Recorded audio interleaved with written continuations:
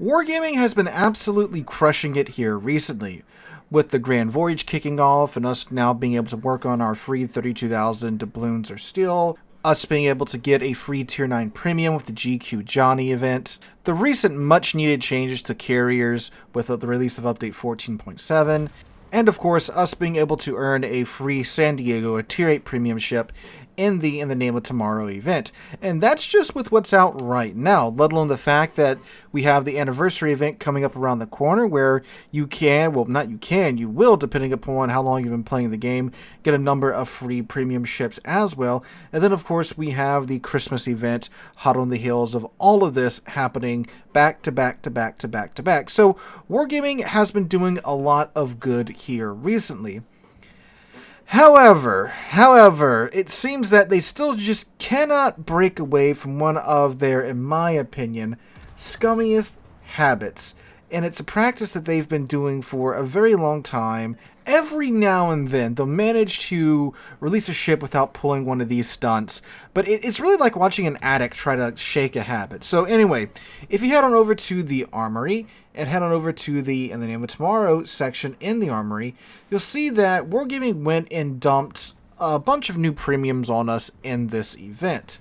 Now, the highlights of the event are, again, the fact that you can get a free San Diego, and you can, after playing your way through the event, pick up a Missouri at a bit of a discount. Which, that's what kind of got my attention when I was looking at the In the Name of Tomorrow event. I kind of glossed over what's at the forefront of the event, which is the 3 new premium ships.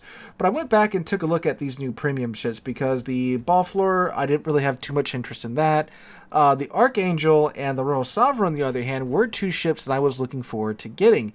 And I've been working my way through the campaign missions for In the Name of Tomorrow, and one thing that I've been noticing is that the Royal Sovereign seems to do pretty darn good in that mode because it's a secondary Tier 7 battleship, and a bunch of y'all even mentioned it in the video that I did talking about, how to best grind your way through all of this free stuff that we can get right now. A lot of you guys said, hey, Sealer, the Royal Sovereign is actually really good for the event because of the secondaries and such.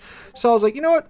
Might be time to go ahead and pick up the Royal Sovereign and, use her in the event and do my first impressions review video on her and such. So I scrolled on down to the Royal Sovereign, and that's when I got met with a little bit of sticker shock. So in the Armory, the price is displayed in doubloons, which can kind of, if you're not, used to just doing the conversion in your head, it can kind of hide the actual price of the ship a little bit. But when I saw the number, I was like, oh god, this is crazy. But it's the Admiral Pack. I thought, okay, cool, whatever. Let me go see if they have like a Captain's Pack or just the ship up by itself. No, they don't. I foolishly thought that maybe that they would, since, we've got 3 premium ships in the Armory and we've got everything else going on, and, all the doubloons are given away and such. I figured, maybe they'll just have it for doubloons so we can pick it up for doubloons. They don't. And the price of the Royal Sovereign in US dollars is $76 for a Tier 7. For a Tier 7 premium ship. Now, what they're doing here is what they always do with these new premium ships, it seems like now. They take what would normally be around a $30 US premium ship, they stuff it in an Admiral Pack, and they just throw a bunch of stuff on top of it to raise the price up to $76. So with the Royal Sovereign, for example, you get the Royal Sovereign, which is, of course, again, about a $30-ish US ship. You get a commander with 10 skill points, and then they shove in a bunch of signal flags and a bunch of economic bonuses and such to just inflate the price up to $76. Now, of course, most players just want the ship. They don't really want the economic bonuses. I promise you, if you put the ship and the Admiral Pack side by side in the Armory, most people would buy the ship because, sure, signals and economic bonuses are nice, but getting just the ship for a mere $30 is what most people would go for.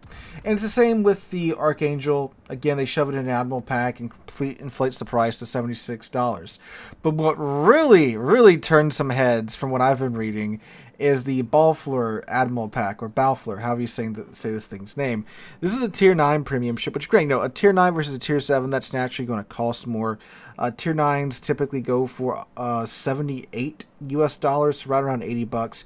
for a Tier 9 premium ship, which, as many of you point out, that's already insanely expensive for a digital item anyway. Sure. But then they go ahead and stuff so much crap into this bundle that the Balfler Admiral Pack is an eye-watering $179. $180 once you round up from tax. That is absurd for a digital item. And yeah, again, you get the signal flags. You get 35 of the signal flags. You get a bunch of the blue economic bonuses, and you even get some of the red economic bonuses. They go ahead and they throw in a destruction effect in there as well, on top of a flag. And of course, a commander with 10 skill points. That is a ridiculous amount of money for the ship. Yet again, if you put the Balfler Admiral Pack and the Balfler ship there by itself, people will buy this ship over the Admiral Pack.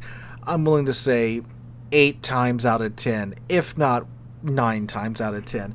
Someone's going to probably buy the Admiral Pack. I mean, I used to buy the Admiral Packs back in the day when I just needed some more economic bonuses, or if I was a little on signal flags. I would pick one up every now and then, just because, yeah, if you buy it all in the bundle, you do get it for a little bit cheaper, but I wasn't going out and picking up every single new ship in an Admiral bundle. Most times, especially once you become more of a veteran player, you get your stocks kind of full with the flags and such. You don't really need to buy an Admiral Pack every single time. It's just a waste of money. Now, there is an alternative way to pick up these ships without getting them in an Admiral Pack. You can pick them up in the Name of Tomorrow containers. Well, they're called the War is Over premium containers, but I mean, they're in the event, right? So you pick them up in the War is Over premium containers. You have in the premium container they are in the second slot of the container, and you can get the ships or victory tokens or perma camos, which is kind of insulting. And you have, it's like a 1% chance to get the Tier 9, the Balfler, or the Missouri, and a 6% chance to get either the Royal Sovereign, the Archangel, the Belfast 43, the California, the Haida, the Nelson, or the Rodney. So that's right, you can gamble for these ships if you don't want to potentially pay $175 for a Tier 7 and $180 for a Tier 9. But then, of course, you may not get the ship at all. You might get lucky and get a Tier 7 to Tier 8 premium ship, but it might be a Belfast 43 or a California, which are not very good ships. Well, the Belfast 43 is actually pretty decent now, but yeah, you might get a California instead. So, yeah, it sucks. It sucks, and it's really scummy that Wargaming does this. And of course, too, these ships are very likely only going to be around in this event. I've read through the news article. There's nowhere that mentions, when these ships will be coming back. Of course, we have the ship rotation system in play now, and Wargaming has not said yet when these ships will return. All I know is that according to Wargaming, with the new ship rotation system in place, all ships will return in a summer sale. So this is very likely the last time we're going to see these ships for, I would say, at least a few months, and Wargaming knows we know that, so it's a little bit more FOMO, hyperinflated prices, and FOMO all rolled into one, and I do not like it one bit. I miss the days when premium ships were just released. They were released, you could buy the ship, you could buy the captain's bundle, you could buy the admiral's bundle if you really wanted to. They just came out. That was it. It used to be such a simple process, but now we got all this going on. And it's really funny too, like even it's getting to the point where I can't afford picking up these ships when they come out, and trying to get a review out on time for when they get initially released, because it's so freaking expensive now. I mean, $75 for a Tier 7 premium ship? And man, let me tell you, it really hurts when a new Tier 9 gets released, because, most players of this game, they play at Tier 8 plus. So naturally, when a new Tier 8 and up premium ship gets released, people are very much interested in it. So since that's the one most players are interested in, that's the one most players want to see reviewed on the channel.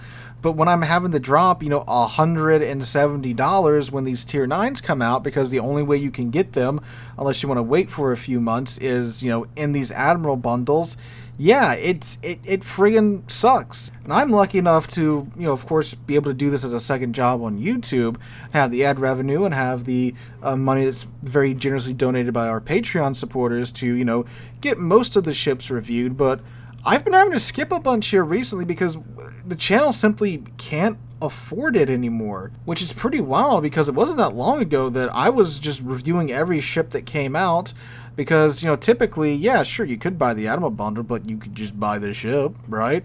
And that was obviously the much better option. But yeah, those days are unfortunately gone. I'm not a CC if you don't know, so I don't get any of these ships to review and play with before they get released. I have to wait for them to come out and acquire them the same manner that you guys do. So yeah, it's getting too expensive. I mean, eventually, sure, the Royal Sovereign and the Archangel, they will eventually come out for a more normal price, but that's just when I'm going to have to wind up picking them up and when I'll eventually get around to reviewing them, which really sucks because I was really looking forward to the Royal Sovereign, as many of you guys were too, but it's just too expensive. So yeah. And to be clear, I'm still very appreciative of the fact that they are giving away several $100s worth of content to us in the 10th anniversary event. Again, I still love everything else that's going on in the game, with the Grand Voyage and the missions for the In the Name of Tomorrow and, the Free San Diego and all that. I think all that's great. All that's fantastic. I just wish, for the love of God, they would just go back to releasing ships as normal. Even in the new rotation system, you want to, release some, let them sit in the store for 3 months, and then pull them, fine. But just sell them normally. Just sell the ships outright, not in these Admiral packs. Or hell, drop it down to at least like a Commander pack at least, right? Or a Captain's pack, whatever they were called. The mid-tier pack, where you don't have to give up $70 for a Tier 7 ship. That'd be a nice place to start wargaming. It's, baby steps, right? But I guess not. So that's my little rant about the Admiral packs with the Archangel and the Royal Sovereign and the Balfour. So let me know what you guys think in the comments down below.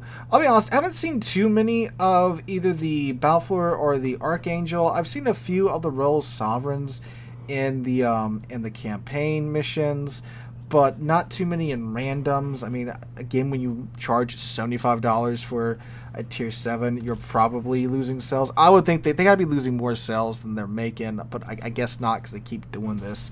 But yeah, I mean, who knows? But again, guys, let me know what you guys think in the comments down below. Hope you guys have a wonderful Tuesday and wonderful rest of your week. Hope to catch you guys in the next one.